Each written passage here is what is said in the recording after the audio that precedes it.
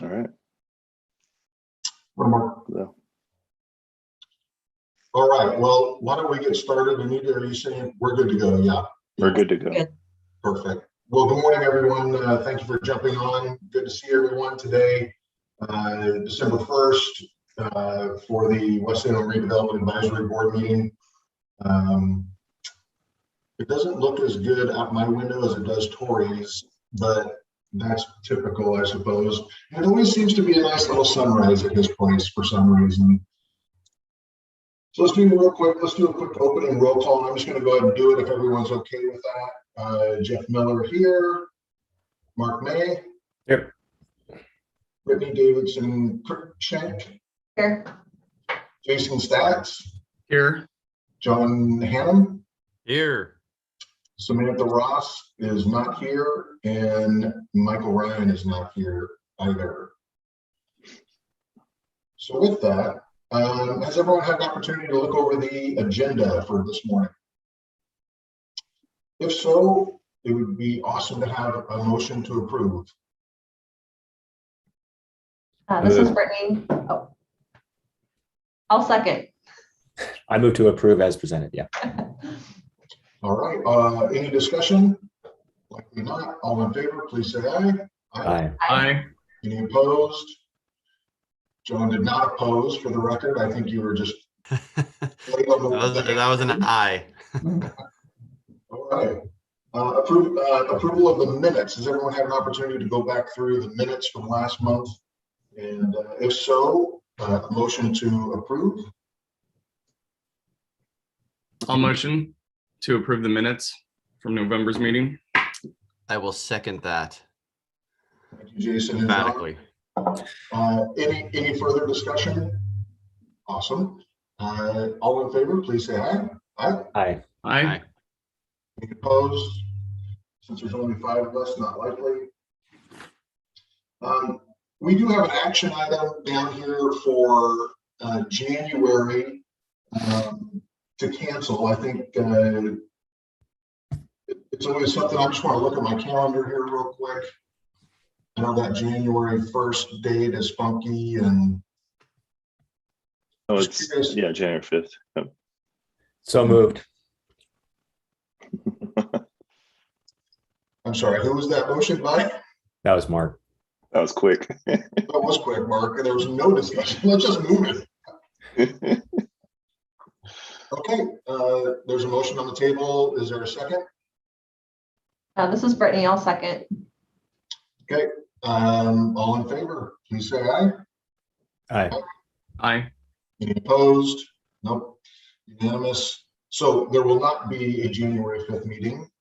Thank you, Mark and Brittany. Moving right along, that was supposed to be a 10-minute discussion. Sorry. I thought there would be an explanation, but I'm fine if everyone wants to cancel the meeting. Yeah, I will jump in for a second. As having been on this board for a few years, that first week of January meeting is garbage. If we have it, it's just nobody, half the people show up, and those of us who do aren't prepared for the new year. So anyway, and we have a fairly light agenda overall going forward. So if we had pertinent business, I think it would be good to have, but that's why I moved quickly. Yeah, no, I tend to agree. And Tori, that wasn't a comment on you running or that meeting when I said it's garbage. Don't take that personally. No worries. I won't be here anyway, so I'd have to scramble to figure out who would be filling my spot. Right. I'm out of town. It's sort of like the July meeting. Yeah. People just are busy and out of town, and it's really hard to actually do business those times. So yeah. If anyone took that personally, Mark, it was me that those meetings are garbage. I feel terrible about that. Just kidding. We'll just move on down the line here. All right, so today we have Brian with us. Good morning, Brian. Thank you for jumping in with us today. Kind of go over some public meeting, public records, and ethical considerations. So with that, I'm going to turn it over to Brian and or Tori. Well, good morning. My name is Brian Luce. I'm an assistant city attorney. I'm going to spend a few minutes with you this morning. Some of you have seen me talk about this last year. I don't think it was at the January meeting. I think it was at a different meeting. But, we're going to just do some discussion. I'm going to go through a few slides on public meetings, public records, and the ethical considerations that board members have to take into consideration as part of their membership on a board. So if you give me a moment, I'm going to go ahead and set up that slideshow. And if I jack it up, I apologize.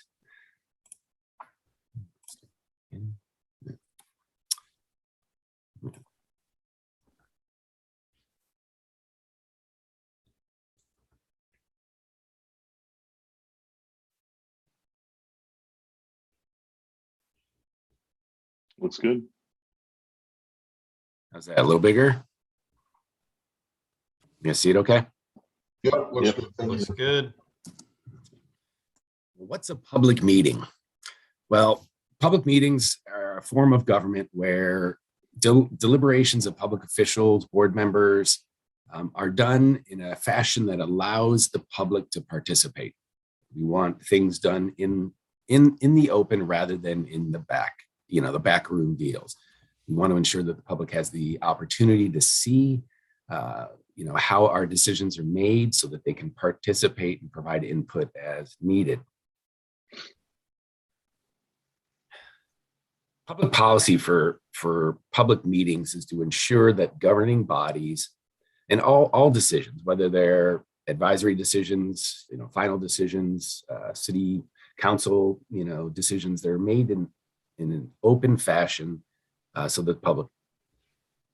In order for that to happen, we have to provide notices of the public meeting and provide access. With the past years, issues, we've moved from an in-person to an online, but there's still an opportunity for all of the public to participate.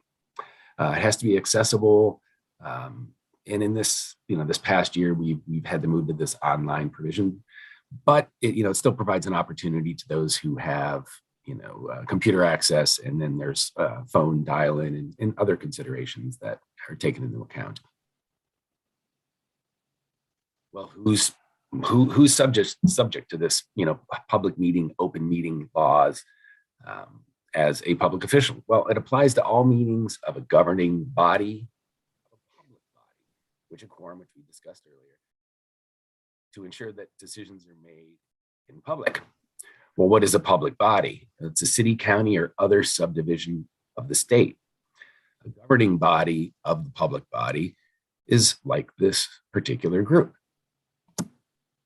Governing body means two or more members of a public body. They have the authority to make decisions or recommendations to a public body on policy or administration. Governing bodies include city, but all boards and commissions such as DAB, CHSC are also governing bodies. So in essence, open meeting laws, public meeting laws do apply to advisory commissions. What meetings? Well, what's a meeting? Sometimes it's difficult to know. If there's 3 or 4 of you having dinner, is that considered a public meeting? Well, it depends on what you do at those particular meetings. It's a convening of a governing body of a quorum to deliberate towards a decision. So if you went out to dinner and deliberated a decision without providing public notice, an opportunity for the public to participate, you may have engaged in a public meeting in violation of public meeting laws for failure to provide notice and conduct it in an open meeting. Public meetings can also include,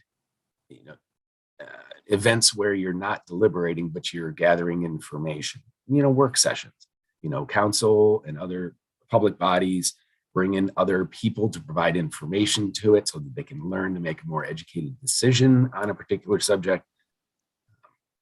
That is a public meeting, even though they're not going to deliberate and make a decision. What's not a public meeting? There's less than a quorum. You can't have a public meeting. If you're just doing an on-site inspection, or if you're at social gatherings, if 4 of the 7 current members of this body go out to dinner, that would be a social gathering as long as you're not deliberating towards a decision or discussing public information, public decision-making. Some of the pitfalls that public bodies fall into, particularly if you're on the telephone or in the modern day emails. You don't want to get on the phone with 3 or 4 of the other members of a body and start talking about trying to set up a public meeting. Those are administrative tasks, but the minute you start to move into, well, I was thinking maybe we should, reconsider our decision on supporting or opposing the third bridge. Well, when you move into those type of deliberations, you've gone into the public meeting portion of it. The particular example, it's not even that old, about 10 years ago, Lane County, they violated the public meeting law by conducting what's called a serial meeting. If you're a public, member of the public body, you draft up an email that says, "Hey, I'm considering, supporting the third bridge," and you forward it to, all the other public, other members of the public body. Well, you've essentially engaged in a public meeting via email. People would respond to that. You could forward that email to another, member, and then another member and another member, though each individual piece wouldn't be considered, a quorum. When you have that email forwarded to all of them, then it would fall into a quorum, and you would have violated the public meeting laws. Actually, the Lane County Board were found to have $20,000 of personal liability for violations of the public meeting laws.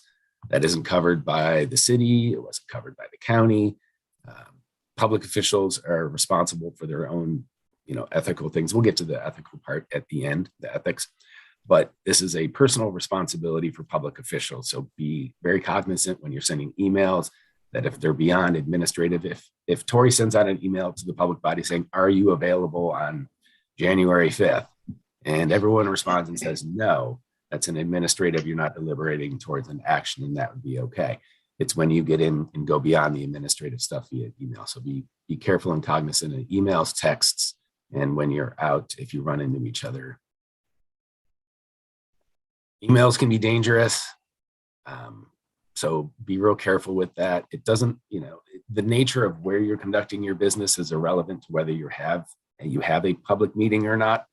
Like I said, you could be out at dinner and violate the public meetings law. You can be on the phone, you can text stream, video conference. There's a lot of different ways to do it. So be real careful that any of your discussions are held in the forum similar to this that's open to the public and has been properly noticed.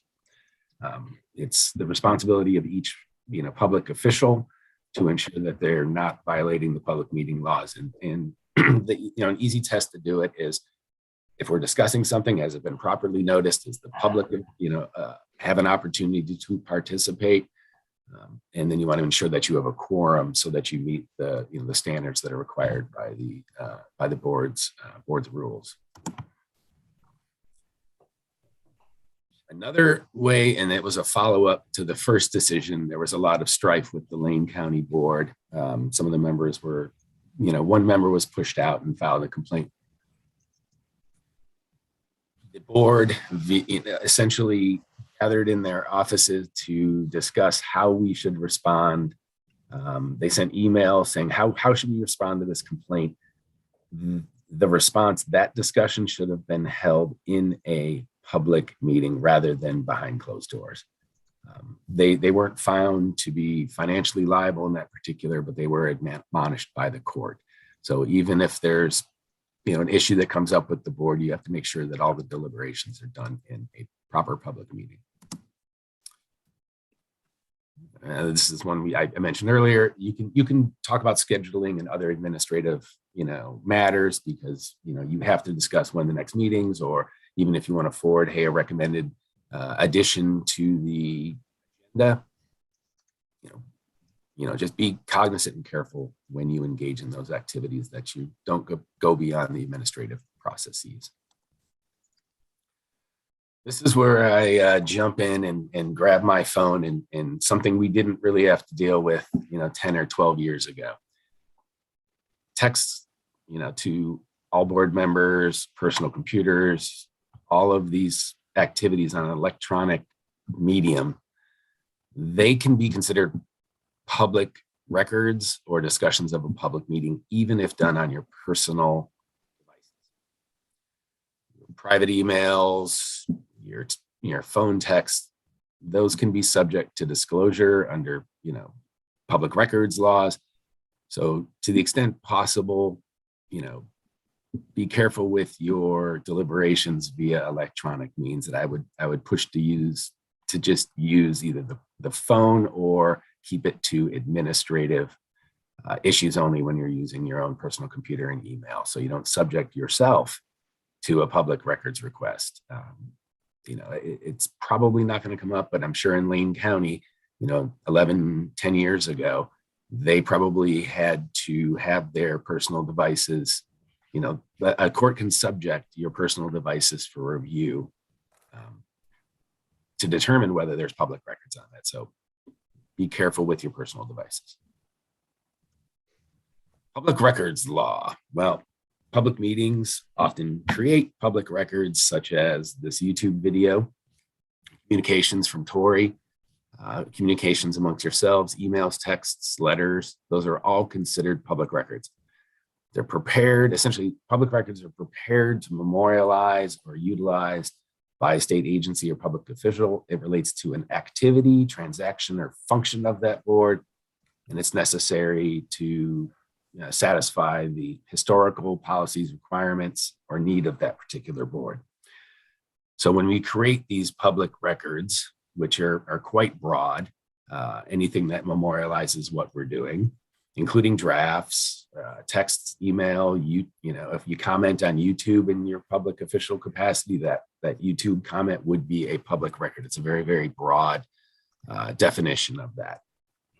And again, that's to satisfy the sunshine, the open, in the public. We want public officials and government functions to be done out in the open rather than behind closed doors. Who is a public official? What is a public official? Well, public official is an individual who is a member of a public body, governing body, even if your particular body can't make final decisions. If you're an advisory board, you're still a public official because you're advising the final decision maker. In this case, it's the city council. Ethics laws apply to public, also apply to your family members, and that's to ensure that there's no impropriety for public officials. So they apply to you, your family. You have to ensure that any businesses that you may own don't create conflicts with your public official position. Elected officials appointed, employees in certain circumstances, agents. You don't have to receive money to be a public official. It's just an appointment or an election. Many of the members of public bodies have private businesses. They're, the personal business owners. They could be self-employed. You could be an architect and all of those, but your business is also subject to. You have to ensure that you don't cross the line with your position as a public official. If you're a member of a 501c3 and you don't receive any money, there's some outs for that, so it's less of an issue. State law and the city has a more restrictive set of ethics laws. And I'll go through that. So you have to comply with the most restrictive rules regarding public officials or ethics, even if the state law is, looser on the subject. You're held to the higher standard, the more restrictive.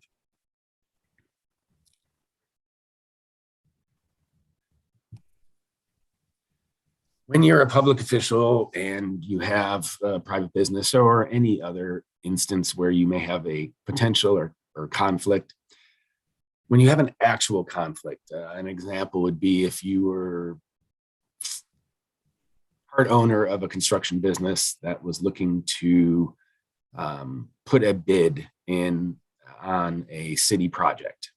Well, you would have and then it was actually in, within the confines of your public official representation on the board. The state law says, you have an actual conflict of interest if you or your family member or your business would receive a private financial benefit or detriment. The state law ties it to money. The city has gone more restricted to that, and it's a conflict if you receive any benefit or detriment. So you have to be careful. It's not just money. You have to look at other things. Are you getting, some sort of, are you moving up in line on particular bids, or, things that aren't necessarily money, but can be a benefit to your business? Do you get free advertising, things along those lines? So careful with crossing those lines if you have a personal business. Potential conflict of interest is a more personal test to determine whether you may or may not have a conflict based on the particular facts of a situation. In the state, their standard could be a private pecuniary, monetary benefit or detriment. Again, the city is more restrictive, and it could be any benefit, additional advertising, things along those lines that aren't necessarily direct financial benefits, but are a benefit or detriment to your business. Well, as a public official, if you have a conflict, whether it's actual or potential, if you have an actual conflict, you want to bid on or present something or purchase something from the city, or bid on a project rather.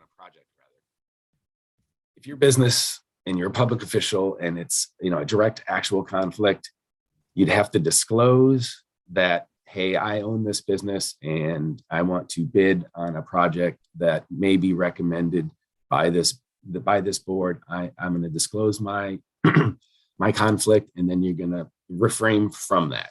You've told the members of the public that you do have a conflict, and you're going to sit this particular issue out so that the non-conflicted board members can make a decision, so that we don't have an actual conflict where a public official is voting on whether or not they would receive a pecuniary interest from that particular board, even if it's an advisory board with the council making the final decision. There's some, if we get into a situation where there's not enough board members, there are some exceptions to those particular rules. But again, the city is more restrictive, and we remove those exemptions. And essentially, if we didn't have a quorum of non-conflicted, we would seek to have additional board members added to the group, so that we would have sufficient number of board members, a quorum, to make non-conflicted board members make that decision. If there's a potential, you can't tell, it's very, very, it's not a direct conflict, but it looks like it. The public may see it as that. You disclose it, say, hey, I'm not sure whether this is a conflict or not, but I'm going to disclose it so that people are aware of it, and we don't do anything behind closed doors. But you can participate. You've told people, hey, I may have this potential, but you're still allowed to participate, because you've put that on the record and put it out there in the public during a public meeting, so that the public is aware of this potential conflict. In certain circumstances, city rules, if the appearance of it as an average member of the public would consider it, well, this is too close to call, the city's going to ask that you don't vote on that, because we don't want to have the appearance of conflicts occurring. So it's really, you really have to look at the facts of a particular situation before you can make that determination. It's not a one rule fits all. Appearance of impropriety. Public officials are bound to observe in their official acts the highest standards of morality and discharge faithfully the duties of their office, regardless of personal consideration. Their conduct in both their official and private affairs should. So that's the standard the city wants. We don't want the members of the public looking at our public officials and saying, this doesn't look right. This transaction, it looks like it could be something that's not appropriate. When we get into that type of scenario, it's best to, you can discuss, participate, disclose, but refrain from voting so that we don't have that appearance. And we want to have the faith of the public that we're serving in the decisions that the city and its boards are making. Just jump in real quick. Mark, it looked like you might have had a comment or a question. Yeah, I just we've had questions before when it comes to matters of quorum, and you touched on that. But with this particular board, we've had less than 100% of people showing up for meetings, and then potential abstentions. And so we've had questions about quorum to be able to actually act. Could you, while we're in this area, touch on that or touch on it later? Sure. Like, if you have to start a meeting, you have to have a quorum of members, right? And I don't have the board's bylaws in front of me, so Tori, jump in if I get a little bit of this wrong. My understanding from reading them previously was you have to have a quorum. For example, if we have 7 members, you have to have 4 of those to ensure that you have sufficient, more than 50%. And then if one of those individuals had an actual conflict of interest, they'd be that individual would count towards the quorum of the meeting to have the meeting. But if they withdrew or they declared a conflict and couldn't vote, you would take a majority of the remaining members would have to pass that action. So if we had 3 left, you'd have to have 2 pass a motion or take that action, with that one individual having, refrained from voting. So it would be a majority of the quorum would have to take that action if there was a conflict. If you got to a situation where 2 people out of the 4 had conflicts and only 2, you wouldn't have above 50%. You'd have to table or come back at another later board member when there was additional board members added. We do have, in those rare circumstances, there are a few rules of necessity, but generally those quorum issues don't fall into that with the city. We'd prefer to fill those board members so that we've got a larger than 1 or 2 people making the decisions. Okay, and just to touch on that, I want to do the math again really quick. Hypothetical, 7 board members, 4 show up, so we have a quorum. But as soon as we lose 1, we're down to 3 of 7, right? And so if 1 has an actual conflict and has to abstain, we lose quorum at that point. I wanted to No. Your quorum for the purposes of the meeting. For the purposes of the meeting. Got it. Yes. And then Right. you have to have a majority of the board members pass. So you'd only have 3 or 4 available, and you'd need 2 of those 3. Got it. There's 2 different quorums. It's the majority of the board would be making the decision, but you'd have to have a quorum to even have the meeting. Yeah, which can be 2 different numbers. That's Yes. the point. Yeah. Yes. Got it. Okay, that's clear. Yeah, to pass a motion, you don't need a quorum. You need a quorum. You need a majority of those that are present at the meeting. Yep. Fair and impartial fulfillment of duties. These are some things you can and can't do. Contacting counselors to obtain preferential consideration. There is an example, one exception. It's for the city manager position. You would have to, if you wanted to reach out to council, there is that exception for city manager. So if there's anybody that's interested in becoming a city manager, you can explore that, but that's a pretty rare occurrence. Can't use city-owned property for private use. You can, if Tori issued everybody a laptop, you can't really use that city property for personal, benefit. Run your own YouTube channel on it or things along those lines.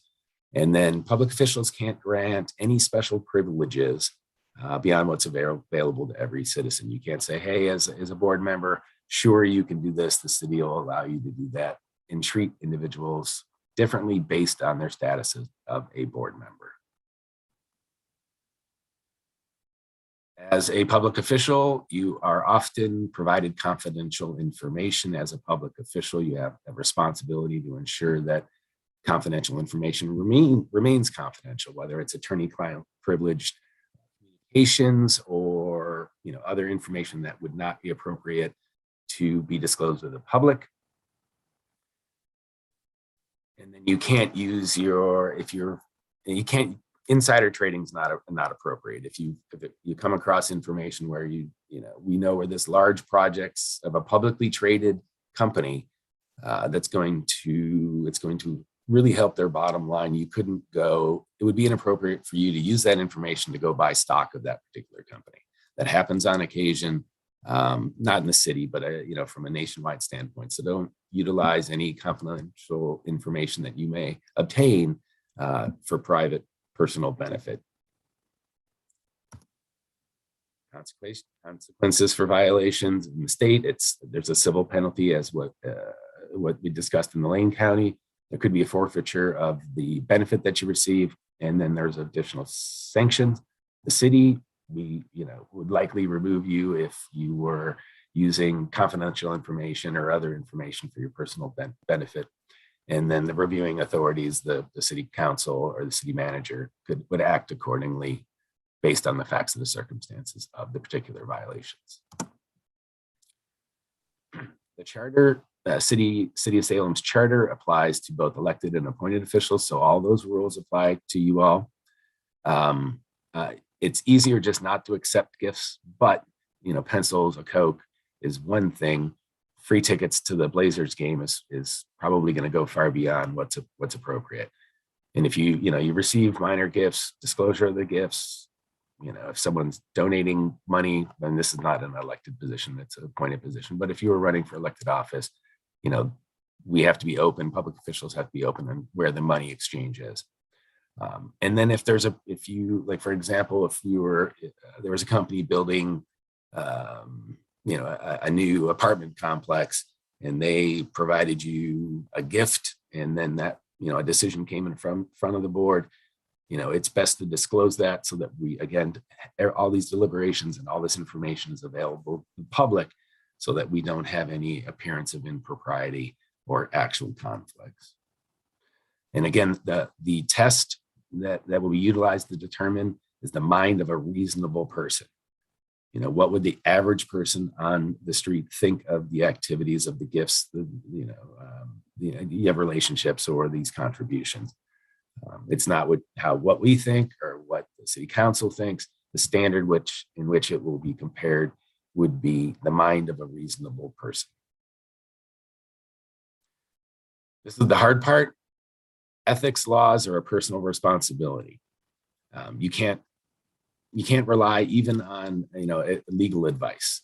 Ultimately, the ethical considerations are a personal responsibility for each and every board member.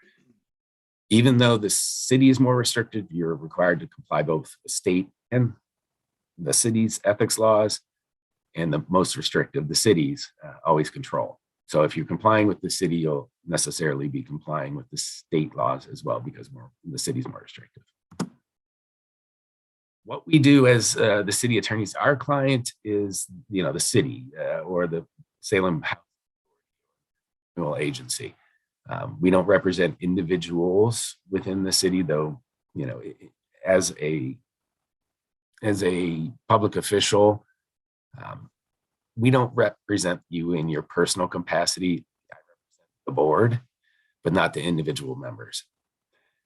When it comes to ethics issues and conflicts, you can't even rely on the advice of legal counsel. In the Lane County case we talked about earlier, one of the board members asked for a legal opinion of their city attorney. The city attorney said, "Oh no, I don't think this is a serial violation of the public meeting laws." Was no defense when they were brought into court. So be cognizant of that. You can't get out of jail free card if a lawyer gives you a letter. That is not an automatic thing. We can help you and point you in the right directions if you need ethical advice. Certainly, hey, Tori, this is a situation that's come up. What do I do? Well, we can provide information on where you can look. There are various places that you can get information. The city has a hearings officer. They come into the office every other Wednesday. They're a member of the public. It's a public lawyer, not a public lawyer, a member of the public who is a lawyer who comes in and does independent work for the city. They actually will process complaints at a city level. They will engage in hearings if necessary.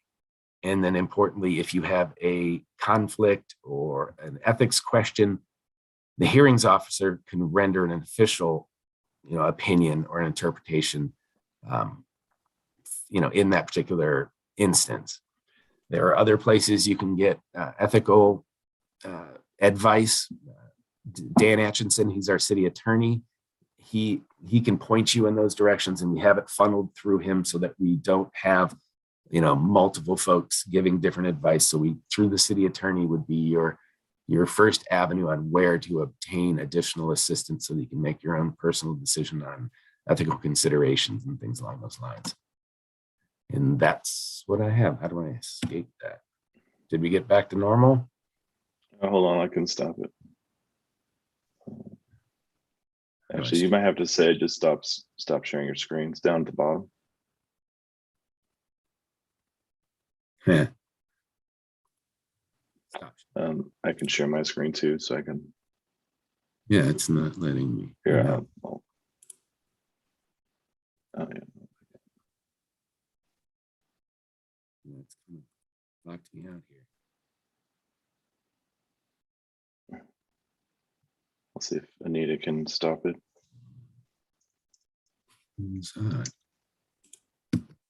Yeah, my computer. Or you can answer questions now, and then if you're not sticking around, probably when you leave the meeting. Okay. Try to stop. So yeah, because I'm all frozen everywhere. Anyone have questions for Brian on public meetings law? I have one quick question, and I just want to make a comment. Mark, thank you for asking the questions that you had. We did have that come up, it seems like a couple of meetings ago, where there was a quorum issue on that. So good question. Thank you. Jason, you raised your hand. You had a question? I know, like, in serving on a school board, we have OARs that address executive session for any personnel issues that may arise. Is there any instance where this board would have such a privilege of executive session, and for what reason? Yeah, I've never heard of an advisory board going into an executive session. I think theoretically you probably could, but I couldn't garner why a advisory board would go into an executive session. If necessary, there are the same protections that would occur for a school board meeting that would apply also to, well, except for the state law, it'd be more city driven, but the same protections for executive session occur across the board. Thank you. John or Brittany, any further questions from your perspective? Good. Okay. All right, I think I'm just going to reboot my computer because it's completely hung up. But thank you all for this morning, and I will see you all next year. See you, Brian. Thank you. Thanks. Thank you. So Tori, next on the agenda, I think you sent out the bylaws to everybody individually, or however that was sent. Yep. Yeah, no, happy. So I can talk about that too. So as Brian mentioned, this is something we like to do just as a refresher. I know that legal discussions are kind of hard, but it's one of those that, it's important to note that, when you use your personal electronic devices and things like that, just try to keep it, one, avoid having a quorum, so it's not a public meeting, and then try to reframe like conducting business on, save files on a cloud or something like that, where it's like not open to, where you have to turn in your computer or your electronic devices to see if they're, side quorums, basically, where you're having emails and other discussions offline. to form a Tori, yeah.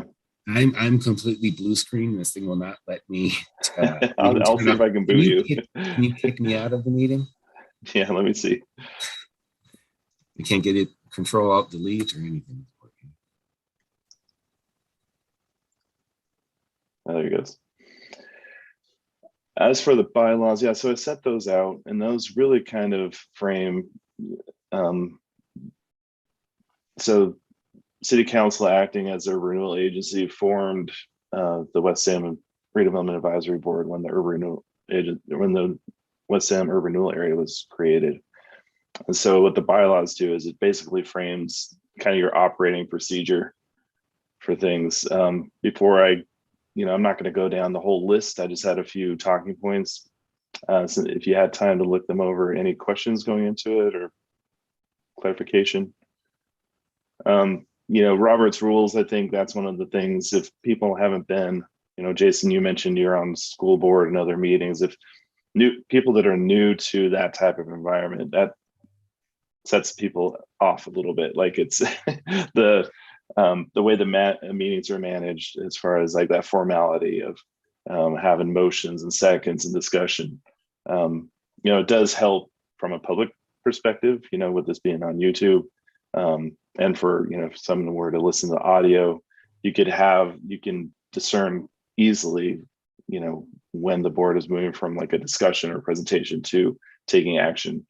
So that just helps with that clarity. It has been a hard adjustment for some when they've come on, but everyone gets up to speed over time. And I'm sure I haven't looked into it. I can't imagine it probably help, when they fall asleep, but there's probably YouTube channels that help, like, or some electronic resource you can reference to see, how to interact in a public meeting through that type of formal discussion. Officers, yeah. One quick question, and I apologize to you and the board for being a little tardy. I had some issues with my computer as well. Looking through the bylaws, the version of Robert rules that was referenced was the 10th version. I believe the most current is the 12th, and between the 10th and the 12th is when Robert rules discusses all the electronic versions of meetings and all of that. So would we need to update our bylaws to address the most current version of Robert rules as it relates to all the electronic meetings? Yeah, I can check with legal on that. Okay. So towards the end, it talks about, to be able to change rules, it takes 2/3 members. I mean, most of the time, there've only been a few instances where, some decisions have been split. So, as long as we have, 2/3 majority voting to change it, I don't think this constitutes that. I think it's just probably a matter of recognizing, and maybe even the text recognizing that it's the more updated, and maybe that's just something that has to remove, like the version, just that it's referencing like a Robert's Rules of Procedure. So I think that's a good point. I'll raise it with legal and see how we can handle it. Thank you. Yeah. So what Michael brought up is, kind of the beginning where it talks about the Robert's Rules. So I'll see what it means to, as those change, as meetings change, with virtual meetings and things, making sure that we're current. The way that the city is set up is fiscal year is from basically end of June, July to July. So that's how the officers are elected. It's based on that structure too. So the first meeting of the fiscal year in July, and that's, as Mark mentioned, can be a conflict with the July 4th date. So that can sometimes be August, usually August, sometimes rare cases it's September, when the board meets and you pick who's chair and vice chair at that meeting. The way that the meetings have been set up too is, as far as like the group consensus, we have first Wednesdays of every month. Pre-COVID, we were meeting at the Urban Development Department downtown Salem. This location was chosen given the proximity to West Salem and the ability to accommodate a public meeting. When we were meeting in person, we did have to have enough space to accommodate members of the public. Sometimes that room got pretty full, and you also have to have ADA accessibility, the technical capabilities. I think, hopefully when we get back, I hope first of the year after we get past the vacationing and seeing family, hopefully we can get back to being in person again. There might be, there are discussions of the potential for a hybrid, and that's something too, where like the Urban Development Department conference room has a TV, so we can have maps and things. We just have to have cameras. So if someone, member of the board wasn't able to be in person, but they wanted to, virtually meet with the group, we'd have that accommodations to do that. That's still in flux. There's a likelihood it'll go that direction, but we'll have to have some additional resources to make it possible. So that's just something we can talk about when we get closer to, hopefully when we get past the COVID situation and start meeting regularly in person again. So it used to be that Westboro would meet at the West Salem Library. So that's that you guys have that ability to change the date, the location, any of these things with 2/3 members. Again, we had so many people coming from the public and they didn't have the technical resources at the library.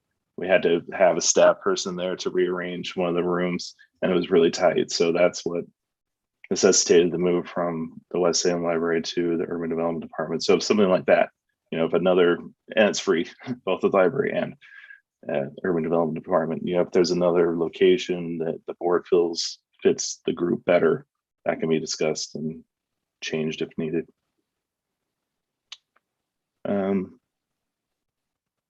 So for the West Salem Redevelopment Advisory Board to be official, meaning, you convene and action can be taken, you need to have a majority of members. So in this case, the way the bylaws are set up, it's just the majority of the members.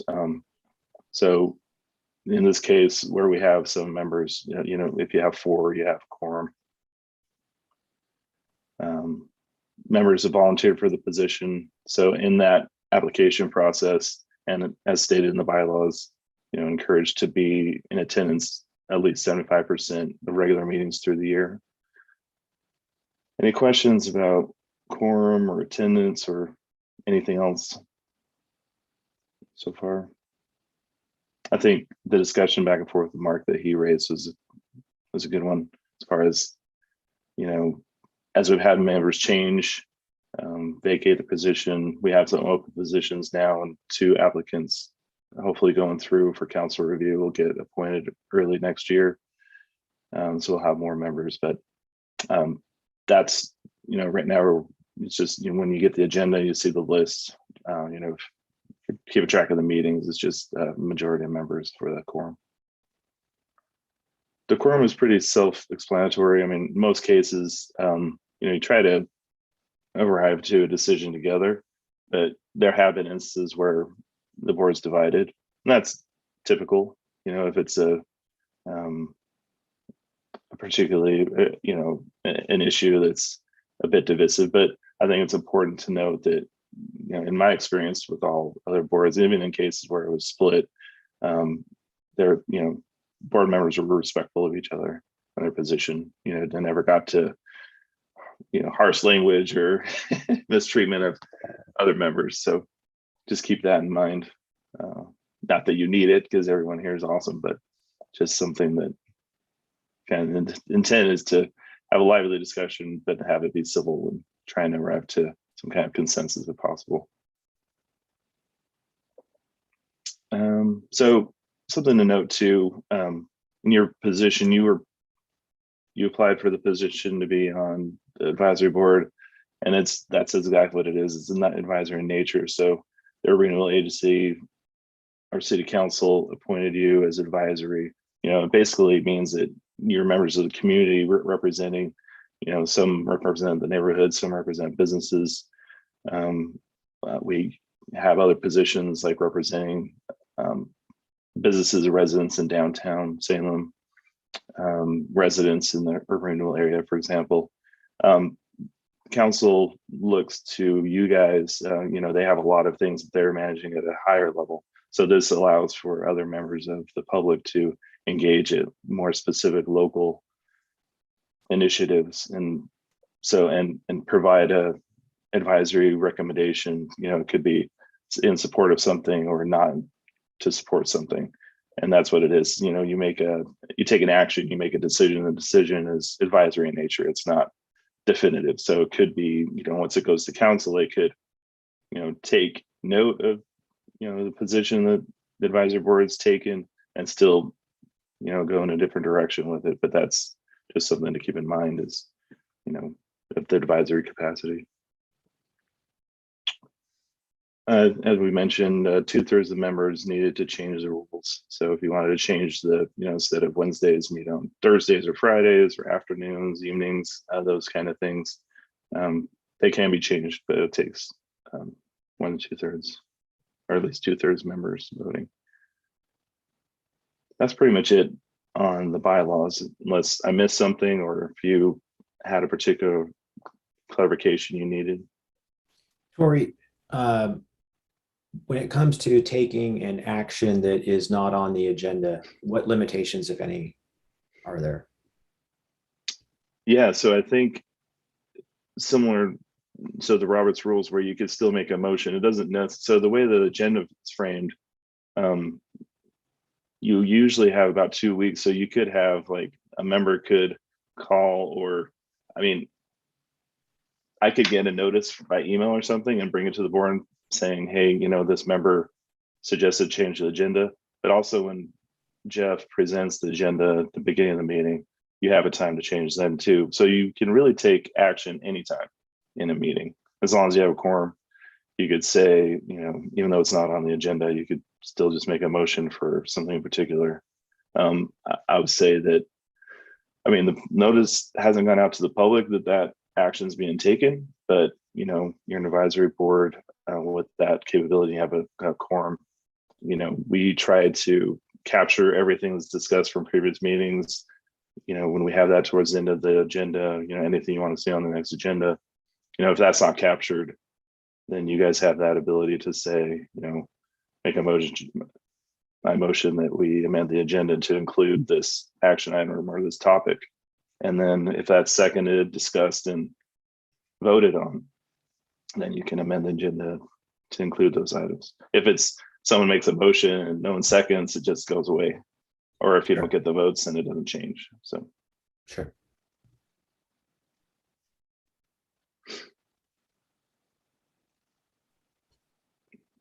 anything else? Any other questions for Tori? No, doesn't sound like it, Tori. So thank you for that kind of walkthrough on the bylaws. Second Street update. Tori, you had a couple things there, and then I just want to highlight. You did mention that there's 2 new potential board members. Do you have an ETA on when the city staff or when council will approve those 2 individuals?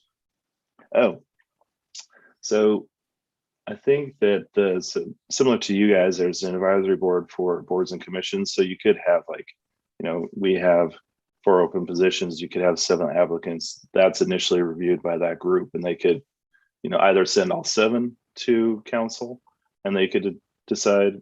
But I think to kind of help that process be simplified, the advisory board typically filters them out. So if you have 7 applicants filling 4, they'd usually cut it back to the 4 and then just move it on to council to decide. So the 2 applicants we have, I think it's going to the advisory board for review this month in December. Well, yeah, today. Just obviously today, sorry. I think they're going the 3rd at that advisory board meeting, and then it should be, I don't know if it'll be later this month or January. It'll be first, when I've been talking to them back and forth, I've been indicating February, just as kind of a conservative, hopefully, well, we don't have meetings in January anyway, because we just voted to cancel it. So hopefully we'll have new members by February. That's my hope. Have we ever had an instance where when we have, say, 2 openings that 5 people apply? Yeah. Yeah. Yeah, it kind of ebbs and flows. Like we've had moments where we've had 2 or 3 open positions. We've had like several people apply at the same time. And then we had, then it follows that path of like that advisory group picking the best 3 they feel fit, so when you apply, you have that whole application and supporting materials if people choose to include like resumes and those things. So based on that information, they might choose the 3 out of the 4 that are kind of advised going forward for council. But yeah, we've had that.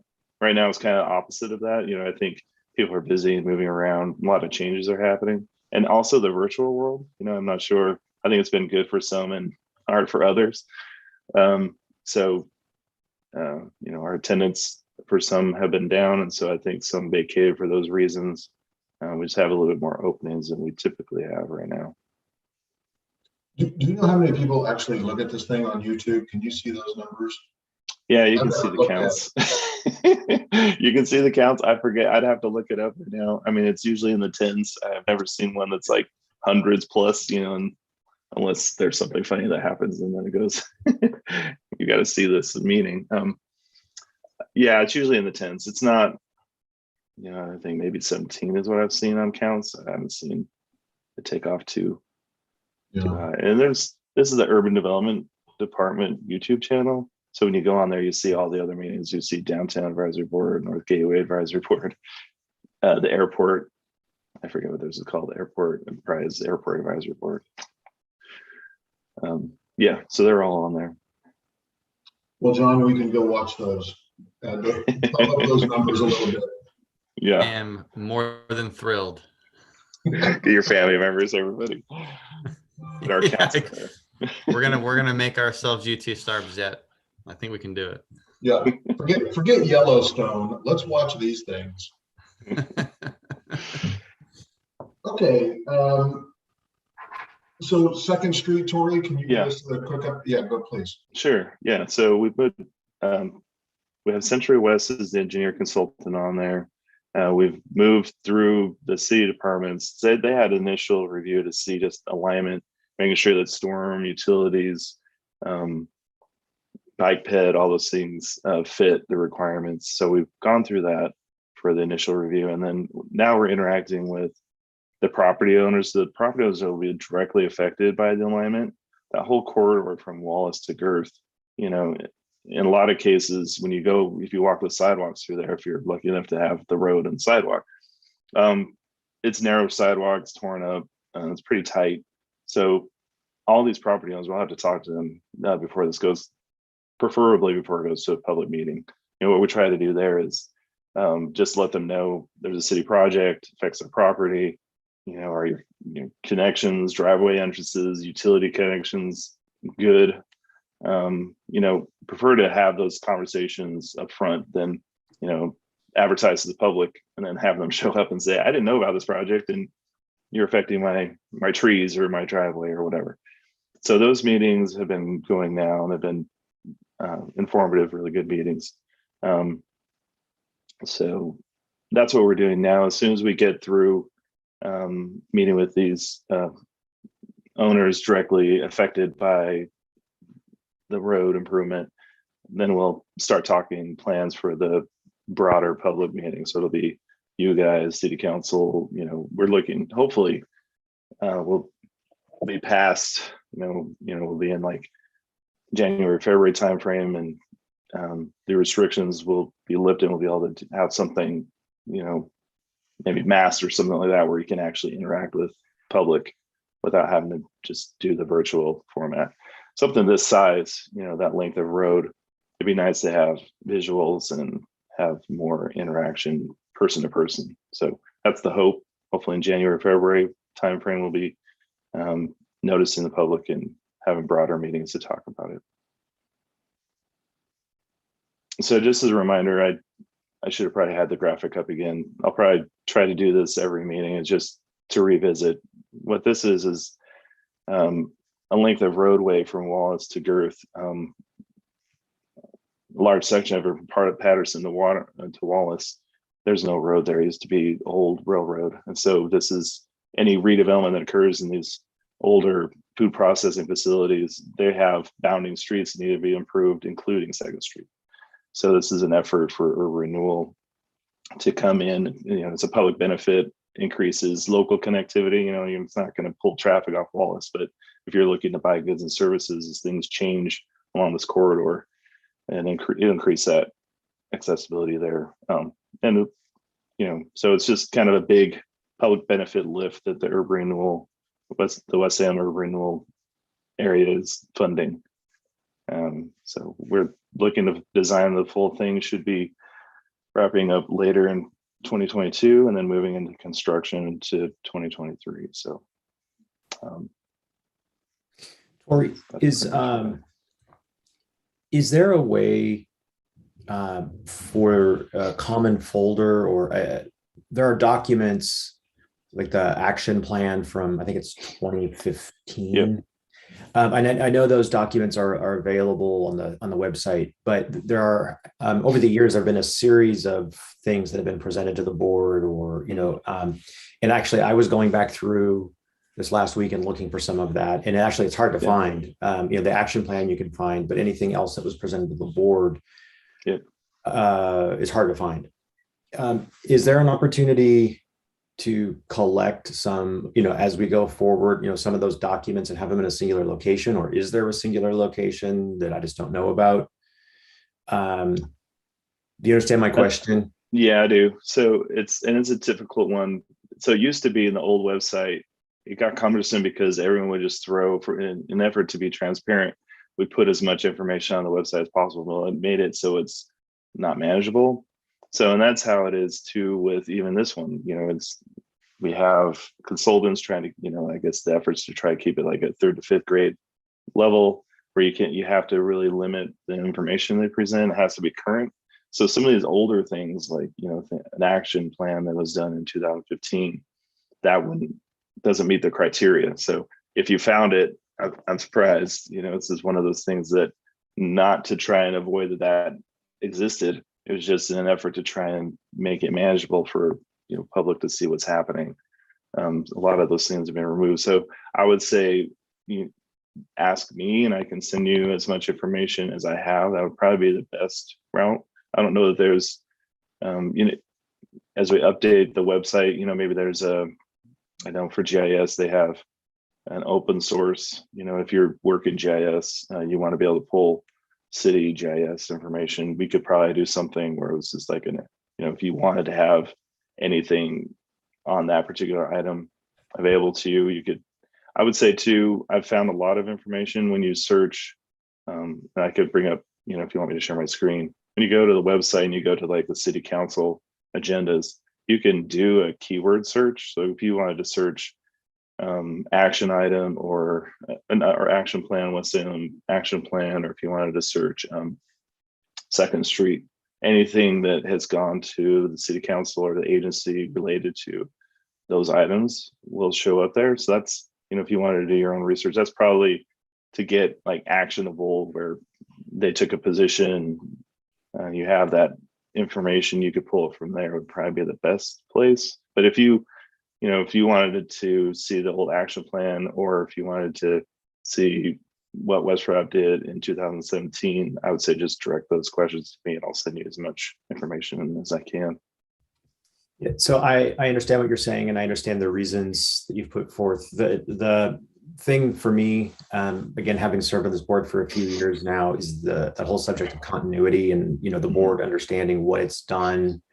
John, Jeff, you've been around a while now to see some of these same things where we took a position of endorsing the undercrossing, and that was based on certain documentation at the time. Right. And that's a position that this board, and I understand things can become stale and no longer relevant, but nevertheless, the last time that this board had, looked at that undercrossing, we voted in support of a certain plan. Well, now it's very difficult to go back and actually find the thing that this board took formal action on as far as, endorsing the position. So just that whole concept of what we've done and our positions and what documents we were referring to, that lack of continuity is a little concerning for me. And I do understand things can become stale, and you don't necessarily want non-current, non-best thinking documents floating out there for people to think that they are current. Nevertheless, they're the only things that we have to refer to understand what we considered and what we did. So I'm struggling with that disconnect a bit. Yeah. Let me see. So we do have all the meetings, the audio recorded. We do have all the documents, so I could share it easily, but I get your point. It would be nice to have some kind of, without having to bore you guys every meeting to say, remember this whole history? And I can do that too. I can bring, everything that's been voted on related to Second Street. So as to show that full, history context for the group.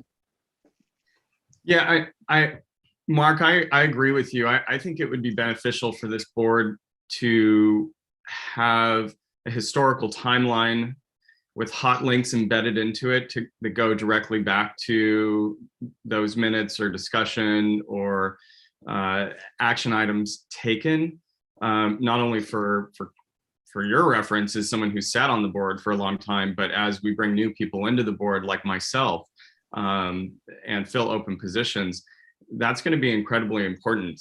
I would also make a recommendation that on the meeting agenda that the Second Street should be listed as a current project, not necessarily. So any current project that we should be advising urban renewal on and the city should remain on the agenda until that is complete. In addition, any other projects that we feel are important as an advisory board should continue to stay there until we've heard such recognition from who we advise, until we're ready to remove that from the agenda. And so that way you kind of have this kind of, here's new business, here's old business, here's ongoing business. So again, that there's a reflection of what is it that we're really focusing on? What is it that's important here in West Salem? And how do we want our unified voice as an advisory board be heard to those we advise? Yeah, Jason, I'm obviously in support of this concept. One of the issues, and I think Tori brought it up, is that some of these things can become stale, and it's not really clear when that happens. And so it can be difficult to potentially have all of those things all on the agenda because we have a long trailing list. Just as a point of, but I'm definitely, because I brought it up, I'm definitely in favor of some way of having some continuity. I found it very challenging when I was first on this board to figure out what the board had been doing, what the board had done, where we were. It hasn't happened recently. Honestly, I think we've been doing much better. But there were times where we were, discussing taking action on something that had been decided, and voted on 18 months prior. But people just kind of forgot that we voted, and we were picking it up again. So it just helps to, and that, again, that's been better recently. So I just wanted to point out, there is a messy part of this where things can just sort of age out without any resolution, especially because we're an advisory board. And so we lob it to the city council, and then, things happen or things don't, and we don't really have the ability to close some of those files out. But yeah, I hear you too. I mean, I appreciate the comments. Story, I don't know what the best way. Yeah, I think to Jason's point, Second Street, obviously that's an ongoing project. I think that's a good way to do it. We have grant projects that are ongoing. We have Second Street, that's a really big project that's ongoing, obviously. I mean, that limits it down. There are other positions, Brian raised the case of like the third bridge, that's something where, you took a position and that went its course. It's not an ongoing project. It's not something that needs to be on the agenda as current project. So I think that's a good way of clarifying. And, I think what I'll do too is I'll come up with some kind of a brief summary with each meeting, but what I'll also try to do is see if there's a way of creating this timeline, let's say like 2015 to current, or like a 5-year period, where if someone needed to do a, search to, a new member wanted to revisit to see what positions were taken over that history, would have access to it. So let me see what I can do there. Tori, it might be helpful, and I'm certainly happy to have a work session with you. I'd be interested in going through that past 5 years. But if you were to lay it out on a spreadsheet or something of that nature with those hot links, maybe a column that says, this is an active project, or this is the undercrossing, some kind of advisement was made, but the matter is closed for now, or something of that nature, or the bridge. Sure. We commented, and at this point our job is done for the moment, or maybe a recommendation of when something like that should be brought up again through the advisory board. Sure. Or is it possible along the lines of what Jason and Mark are saying? In other words, under number 4 action items, it seems like Second Street is an ongoing action item. It's not a current action item, but I'm wondering if there's a way to hyperlink to some of those things that were voted on, and then maybe even have an addition of, maybe instead of number 6 being adjourned, maybe number 6 is historical, and there's hyperlink there to Jason's point and to Mark's that says major decisions or historical decisions that are closed but can be referenced. That's a hyperlink, like bing, bing, bing, or a calendar, that hyperlink that takes you to a calendar. And then there's, like you said, the last 5 years of decisions that are then hyperlinked or something along those lines. I do think that makes a lot of sense, especially with bringing on 2 new board members in February. It might be an easy way for them to get brought up to speed a little bit. And frankly, for us too, to Mark's point, there's times where it gets, shoot, I know we voted on it, but I have no idea if that was 2000 or 2020. I don't remember what I did yesterday half the time. So I think the links. I think those are good points by both Mark and Jason. I wonder if we just maybe can restructure this agenda with a few hyperlinks to make it a simple thing. Yeah, the links may be harder, so they have to go somewhere. If it doesn't reside online, what I can do is I could, in our agenda pack, I include the most recent, maybe 3-4 positions taken on like Second Street, for example. I could include as much back information on the agenda as possible there. And those links could be, in the agenda when you bring up like current project Second Street. I could link, let's say, the agency's most recent position, so their staff report, what position they took on whatever. In this case, it would be probably budget, because they approved the budget. So it would take you to the most recent document tied to Second Street. But I don't know if there's a way that, you could bring up every staff report. I'd have to put the dates somewhere, maybe in a supporting page that showed the particular staff report related to Second Street. And then you could click the link and see it. Let me think about it. I'll see what I can do I get where you're going with it. I think that it's a great idea to have current projects always on there, until they move out and they're completed. I think that we can definitely capture that.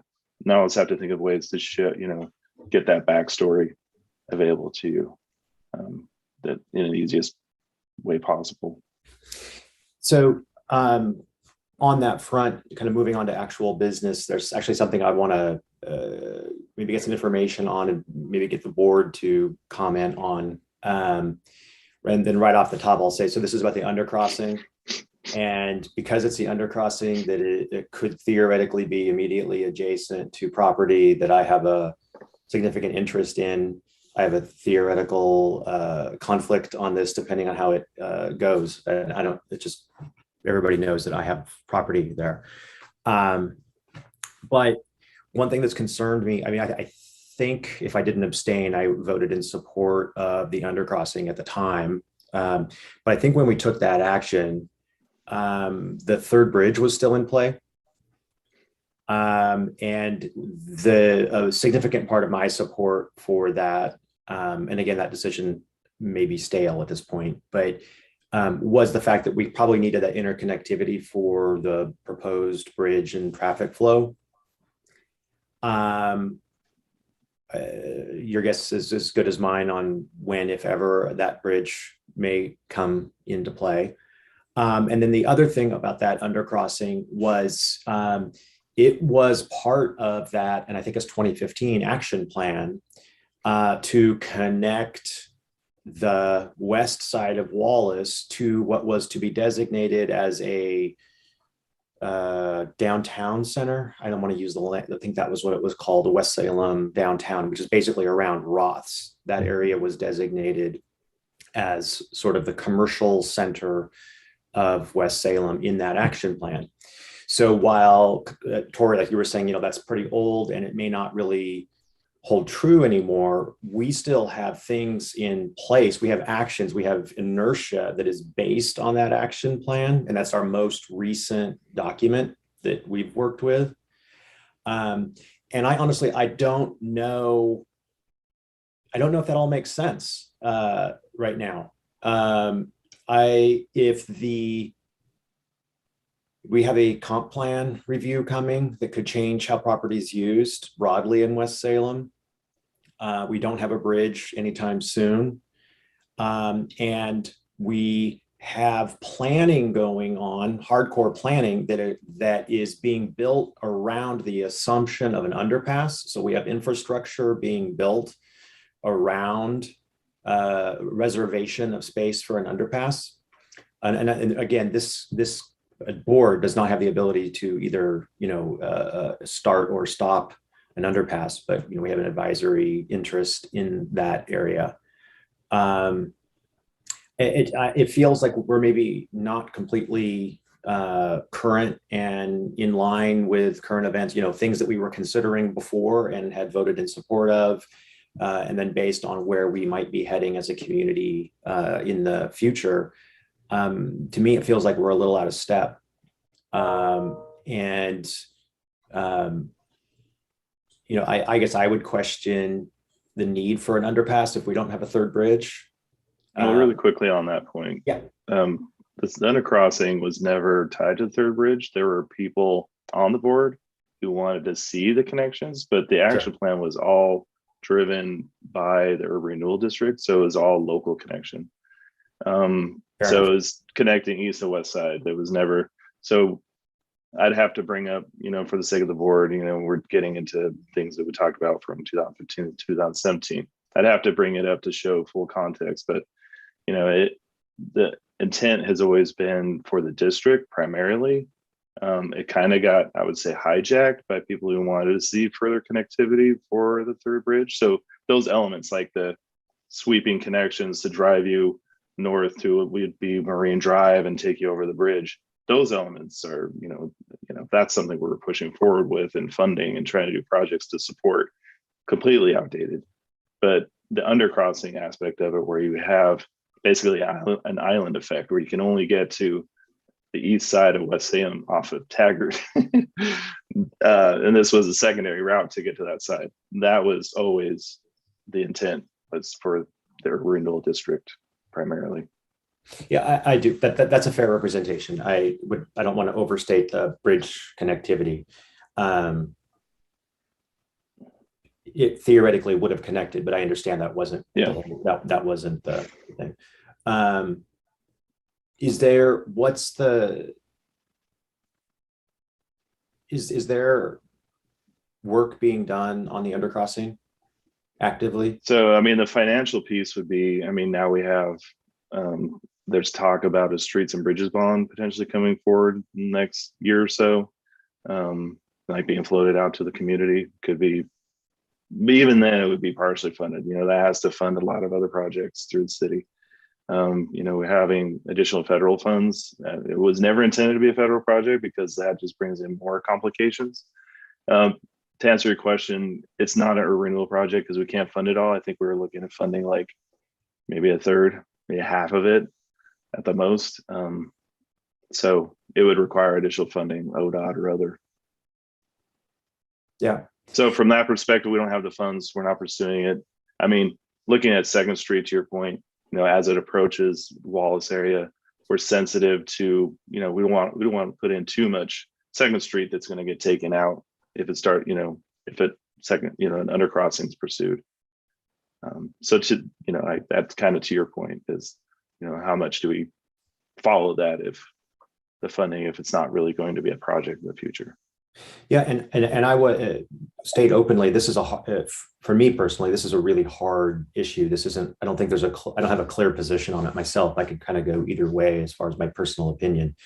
I just know that we're designing things based on the assumption of an undercrossing, and just curious as far as the likelihood, we're baking that in. One of my other concerns, it's been just as a West Salem resident with an undercrossing, and again, I think I voted in favor of it, but as soon as you go with an undercrossing, you get rid of, theoretically, a right-hand turn onto 2nd Street southbound on Wallace.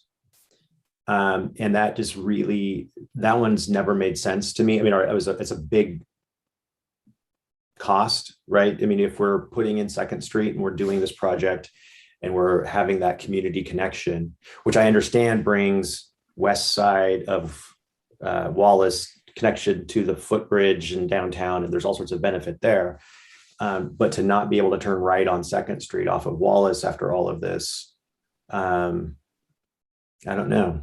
And again, I don't have any say, and this board doesn't have a final say, but just as far as a West Rab position, that's, there was a lot of inertia behind this. The mayor at the time came to one of our meetings way back when in support. And now we're building infrastructure around the assumption it's going to happen. I don't know. That just sounds like we should be discussing this and be vocal about it from an advisory position.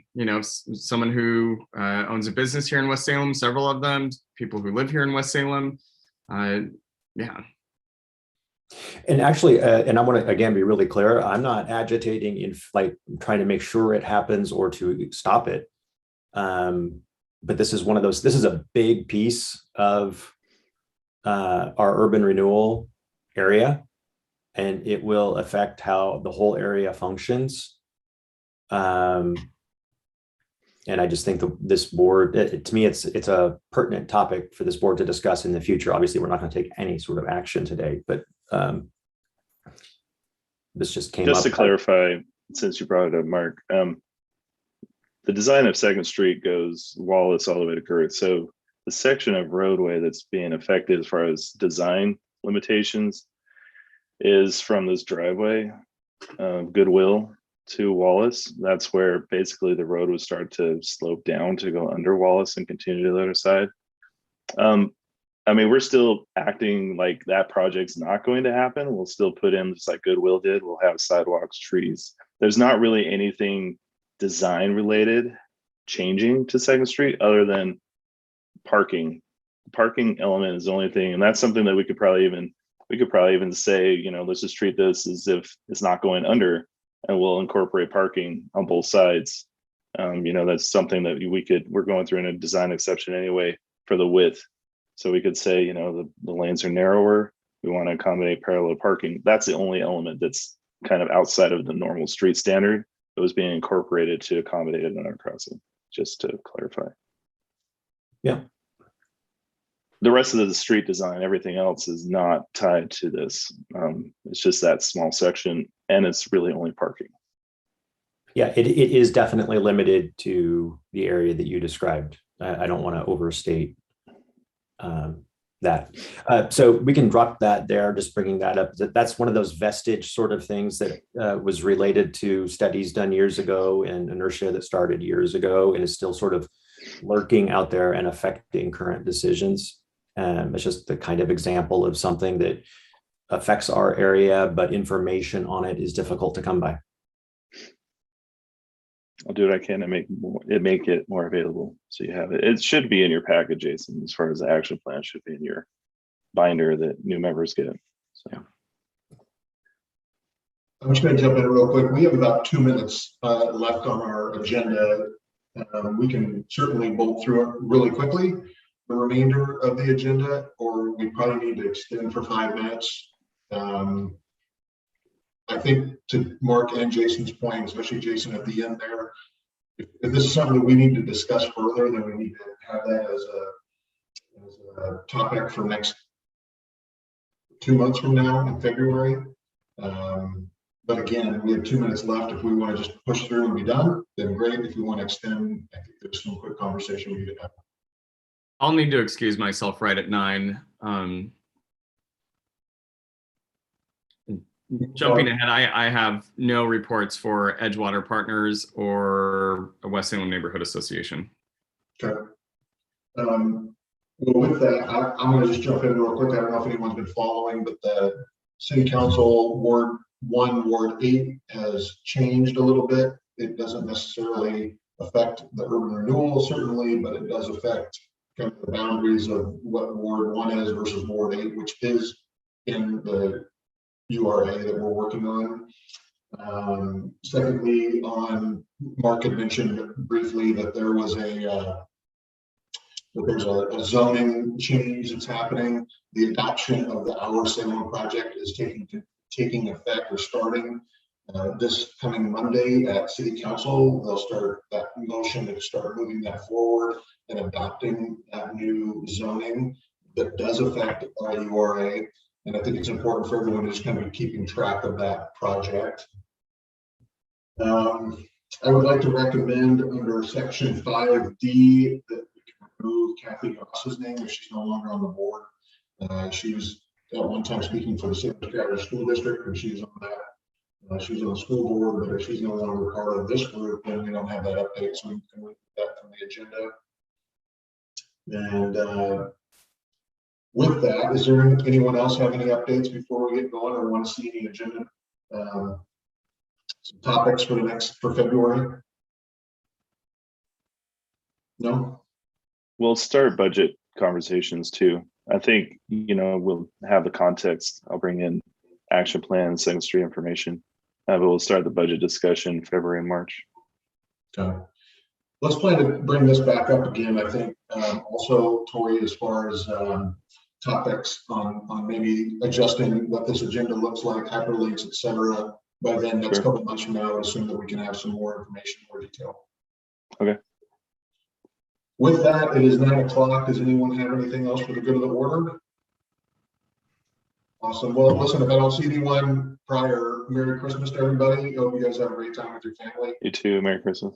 And Brittany, thank Happy Hanukkah. you and your team for putting up the Christmas decorations. I love it. Yeah, thank you. All right. Thank you. Bye.